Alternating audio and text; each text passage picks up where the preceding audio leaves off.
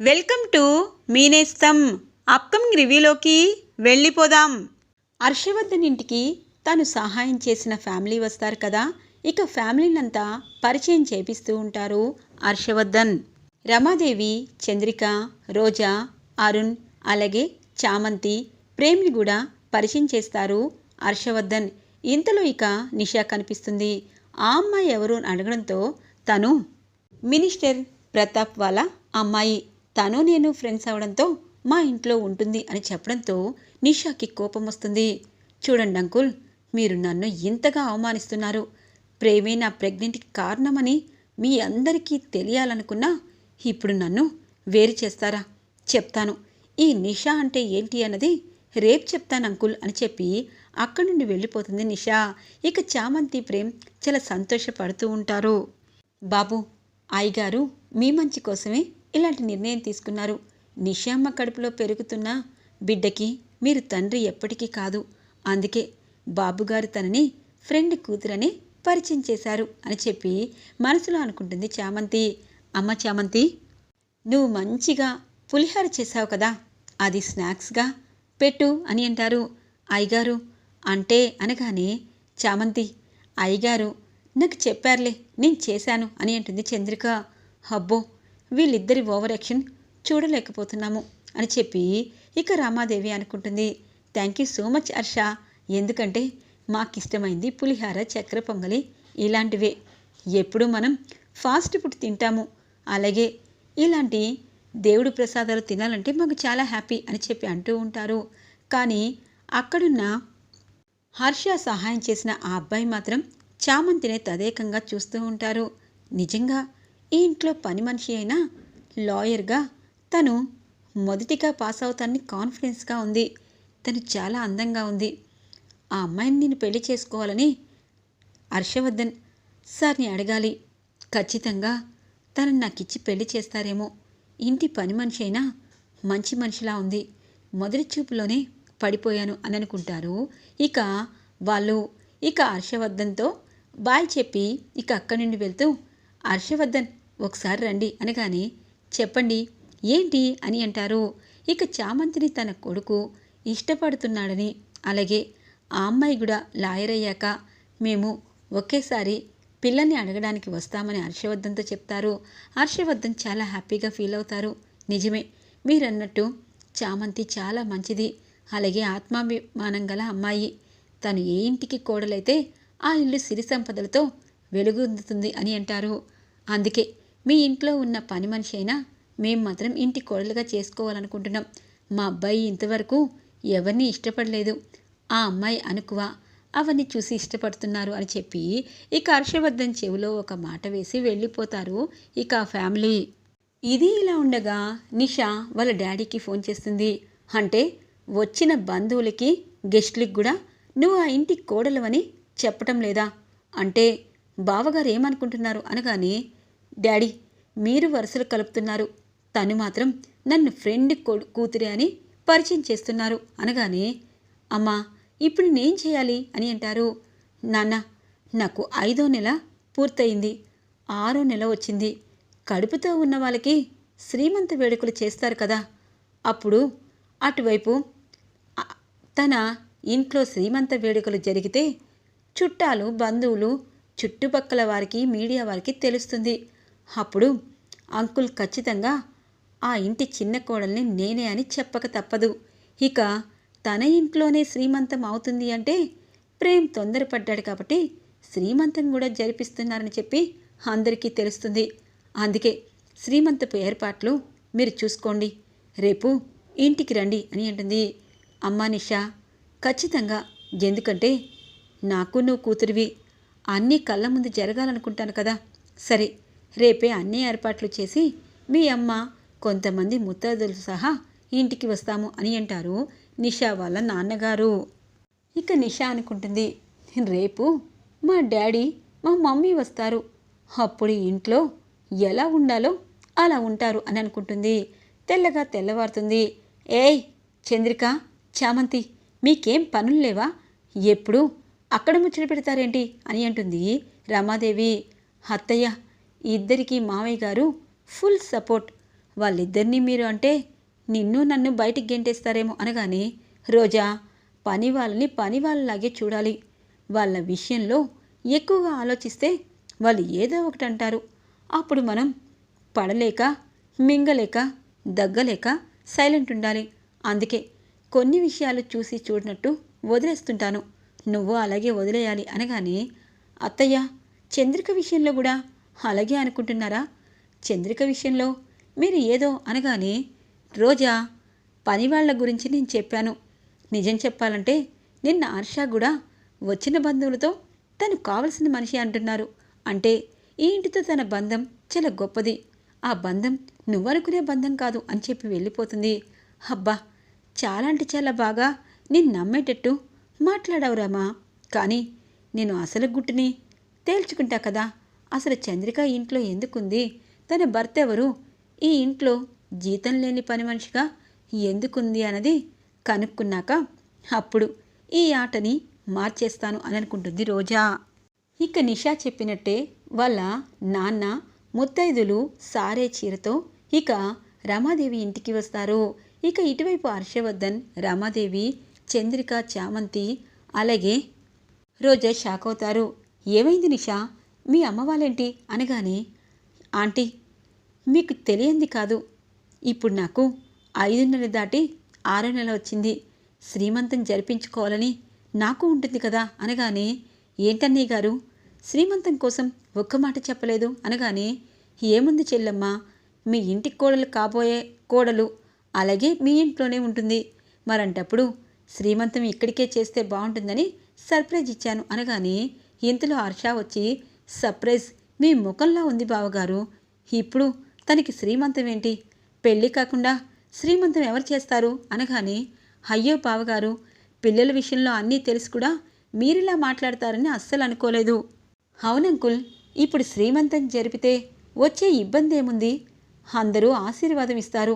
అలాగే త్వరలో నాకు ప్రేమకి పెళ్ళి కదా అనగానే, చూడమ్మా, ఇవన్నీ పక్కన పెట్టు.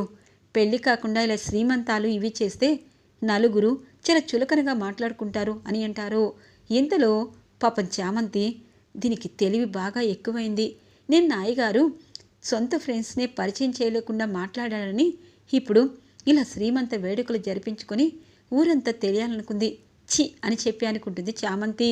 ఇంతలో అల్లుడు, నువ్వు చెప్పు అనగానే, చూడండి, ఆడపిల్లన్నాక శ్రీమంతం చేసుకోవాలి. పుట్టింటివారు అత్తింటివారు చేయాలి. అప్పుడే తల్లికి బిడ్డకి చాలా అంటే చాలా సంతోషాన్ని ఇస్తుందని అంటారు. ఇది నాకు చాలామంది చెప్పారు అనగానే, ప్రేమ్, ఏం మాట్లాడుతున్నావురా అనగానే, అయ్యో నిషా, శ్రీమంతం మన ఇంట్లో జరగనియండి, నాకేమీ అభ్యంతరం లేదు. నేను కూడా పనుల్లో సహాయం చేస్తాను అని అంటూ ఉంటారు. చామంతి ఒక్కసారిగా షాక్ అయిపోతుంది. ఏంటి బాబు ఇలా అంటున్నాడు అని చెప్పి అక్కడి నుండి వెళ్ళిపోతుంది. చామ్, నిషా ఏదో ప్లాన్ వేసింది చామ్. ఆ ప్లాన్లో భాగంగా ఏదో జరగాలనుకుంది. కానీ నేను తిప్పికొట్టాను. కానీ నువ్వు బాధపడుతూ వెళ్ళిపోతున్నావు అని అనుకుంటారు. అయితే నీకేం అభ్యంతరం లేదా అని అంటారు హర్షవర్ధన్. అయ్యో నాన్నగారు, నాకు ఎటువంటి అభ్యంతరం లేదు అనగానే, ఇంతలో రామాదేవి అలాగే నిషా హ్యాపీగా ఫీల్ అవుతారు. Thank you so much Prem, నిజంగా నువ్వు నా పక్కన ఉంటే వీళ్ళందరి గురించి నేను ఆలోచించను అనగానే, నిషా, నీ పక్కన ఉండేవారు ఖచ్చితంగా ఉంటారు. నీ శ్రీమంతం చాలా హ్యాపీగా జరుగుతుంది. చందమ్మ, చామంతి అని అంటారు. చామంతి అలిగి వెళ్ళిపోయింది బాబు అని అంటుంది నెమ్మదిగా చంద్రిక. చామంతి దగ్గరికి వస్తారు. చామ్, ఎందుకు వచ్చేసావు? నిషా శ్రీమంతమైతే నువ్వెందుకు బాధపడుతున్నావు అనగానే, దాని శ్రీమంతం గురించి నేను బాధపడలేదు బాబు. మీరు శ్రీమంత వేడుకల్ని దగ్గరుండి చేస్తానంటున్నారు కదా, దానికోసమే అనగానే, చూడు చామ్, నేనేమీ నిషా విషయంలో తప్పు చేయలేదు భయపడ్డానికి. తను కడుపుతో ఉంది కాబట్టి శ్రీమంతం ఖచ్చితంగా చేయాలి, అందుకే అలా అన్నాను. అంతేగాని నేను తప్పు చేశానని కాదు అని చెప్పి అలుగుతాడు.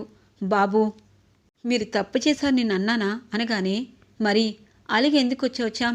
అయినా తన శ్రీమంతం నేను జరిపిస్తే నీకెందుకు ఉడుకు అనగానే, బాబు, మనకు కావాల్సింది వేరే వాళ్ళ విషయంలో చొరవ చూపిస్తూ ఉంటే బాధేస్తుంది అనగానే, ఇంకోసారి చెప్పు చామ్ అనగానే, బాబు నేను చెప్పను, నేను కూడా శ్రీమంత వేడుకలో పాల్గొంటాలే అని చెప్పి అంటుంది.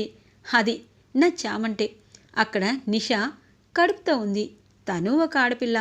శ్రీమంతం చేసుకోవాలని ఉంటుంది కదా. పెళ్లి కాకముందు తప్పు చేసినంత మాత్రాన శ్రీమంతం చేయకుండా ఎందుకుంటారు అనగానే, అవును బాబు, మీరు చెప్తూ ఉంటే ఇప్పుడు నాకు అర్థమైంది. సరే బాబు, నేను ఏం చీర కట్టుకోను అని అంటుంది.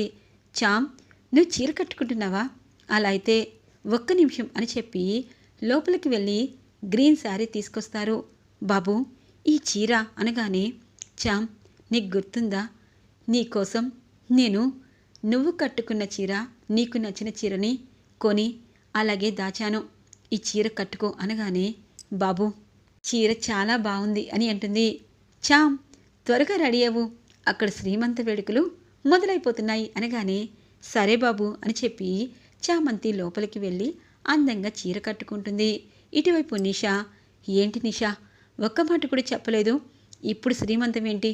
నిజంగా థ్యాంక్ గాడ్, అక్కడ ప్రేమ్ ఒప్పుకున్నాడు కాబట్టి సరిపోయింది అనగానే, అయ్యో ఆంటీ, ఒప్పుకోకేం చేస్తాడు? నా ప్రెగ్నెంట్కి కారణం ప్రేమే కదా. ఇప్పుడు నాకు నెలలు 6 నెలలు 5 నెలలు దాటి 6వ నెల వచ్చింది. మరి నా కడుపులో ఉన్న బిడ్డకి తండ్రి ప్రేమ కాబట్టి తనకి ప్రేమ వస్తుంది అనగానే, అవును, నువ్వు చెప్పింది నిజమే నిషా, 100% వాడు నీ కడుపులో బిడ్డకి తండ్రి. అందుకే ఇప్పుడు శ్రీమంతం గురించి ఆలోచిస్తున్నాడు అనగానే, నా ముఖం, వీళ్ళకి ఇలా అర్థమైందో నిజమేంటో నాకు తెలీదు, కానీ ప్రేమ్ మాత్రం ఏదో ప్లాన్లో ఉన్నట్టున్నాడు అని అనుకుంటుంది రోజా.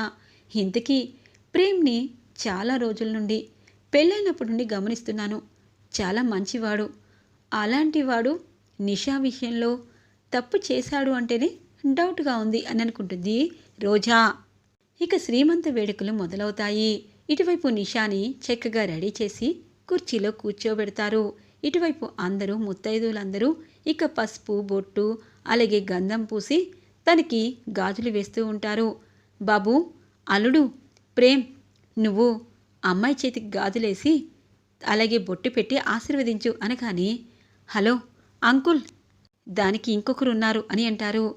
ఒక్కసారిగా నిషా ప్రేమ్ అనగానే, ఆగు నిషా, మీ నాన్నకు కూడా తెలియాలి కదా, గుణ అని పిలుస్తారు. బాబు, గుణ ఏంటి అనగానే, చామ్, అన్ని నిజాలు ఇంకా సేపట్లో తెలుస్తాయి. ఏంటి నిషా, నీ కడుపులో పెరుగుతున్న బిడ్డకి గుణానే కదా కారణం అనగానే, ఇక గుణ తలదించుకుంటాడు. ప్రేమ్, ఏం మాట్లాడుతున్నావు అని అంటుంది రామాదేవి. అమ్మా, నిజ నిజాలు మాట్లాడతాను, ఒక్కసారి గుణానే చెప్పమను. హరే గుణ, నిజం చెప్పరా అనగానే, సారీ నిషా, మన గురించి ప్రేమ్కి తెలిసిపోయింది. ఆ రాజేష్ గాడు ప్రేమ్కి వీడియో ఇచ్చాడు. ఆ వీడియోలో నేను అనగానే, ఇక ఇటువైపు నిషా వాళ్ళ నాన్న, రమాదేవి, హర్షవర్ధన్ అందరూ షాక్ అవుతారు. అంటే అనగానే, ఛీ, ఇంతగా దిగజారిపోతావా నిషా, తప్పు చేసింది మీరు. నాలాంటి వాడిపై తప్పు నెపంతో మేపించి అలాగే DNA రిపోర్ట్స్ విషయంలో కూడా తప్పుగా మార్చావు. నిషా, ప్రేమించడం తప్పు కాదు, కానీ మోసం చేసి ఎలాగైనా దక్కించుకోవడం తప్పు. ఒరే గుణ, ఎవరికైనా అన్యాయం చేయాలి అనుకుంటే ఆ దేవుడు వాళ్ళకే అన్యాయం చేస్తాడనడానికి మీరే ఉదాహరణ. మీరు చామంతిని నన్ను ఏదో చేయాలనుకున్నారు. ఆ విషయంలో మీకే దేవుడు అసలైన శిక్ష వేశాడు. అవునన్నా కాదన్నా, గుణ నీ కడుపులో పెరుగుతున్న బిడ్డకి తండ్రి. మీ ఇద్దరు పెళ్లి చేసుకున్నారనుకో, ఇప్పుడు జీవితం ప్రశాంతంగా ఉంటుంది. లేకపోతే నీ కడుపులో ఉన్న పెరుగుతున్న బిడ్డకి తండ్రి గుణ అని తెలిసినా కూడా నువ్వు ఇలాగే ఉండిపోతావు నిషా అనగానే, అవును నిషా అమ్మ, ఇప్పుడు మీరు తప్పు చేయలేదు, తప్పు చేసేటట్టు దేవుడు చేశాడు. గుణ మీరు పెళ్లి చేసుకోవాలి అని అంటుంది చామంతి. చూసారా బావగారు బావగారు అన్నారు, మీ అమ్మాయి తప్పుని నా కొడుకు ప్రేమపై వేసింది అని చెప్పి అంటారు హర్ష. ఇక తలదించుకుంటారు నిషా వాళ్ళ నాన్న. నిషా, ఈరోజు నువ్వు చచ్చిన దానితో సమానం, నువ్వు చచ్చిపోయావు, ఛీ అని చెప్పి ఇక వాళ్ళ అమ్మ నాన్న వెళ్ళిపోవడంతో నిషా ఓవర్ యాక్షన్ మొదలు పెడుతుంది. గుణ అంటారు, నిషా టెన్షన్ పడకు అనగానే, ఒరే నీచుడా, నువ్వంటే నాకు ఇష్టం లేదు. ఇప్పుడు అమ్మ వాళ్ళు ఇక్కడే వదిలేసి వెళ్ళారు. ఇటు ప్రేమ్ నన్ను నట్టేట ముంచేస్తారు. అలాంటప్పుడు నాకు ఈ పిల్లలు ఎందుకు, ఈ శ్రీమంతం ఎందుకు, నేను చచ్చిపోతాను అని అంటూ ఉంటుంది. అమ్మా నిషా, చనిపోవడం ఏంటి, నీ కడుపులో ఉన్న బిడ్డకి కారణం గురా కదా అనగానే, అంకుల్ ఏదో తెలియక జరిగింది కానీ వాడంటే నాకు ఇష్టం లేదు, నాకు ప్రేమ అంటేనే ఇష్టం, ప్రేమ లేకుండా నేను ఉండలేను, చచ్చిపోతాను అని అంటూ ఉంటుంది. ఇక ఇటువైపు చంద్రిక చామంతి చూస్తూ ఉంటారు. కానీ నిషా మాత్రం ఖచ్చితంగా ప్రేమ్నే పెళ్లి చేసుకోవాలని డిసైడ్ అవుతుంది. ఈరోజు రివ్యూ ఇలా ఇంట్రెస్టింగ్గా ఎండ్ అవుతుంది ఫ్రెండ్స్. రాబోయే రివ్యూ కోసం మా ఛానల్ని సబ్స్క్రైబ్ చేసుకోండి. Thanks for watching friends.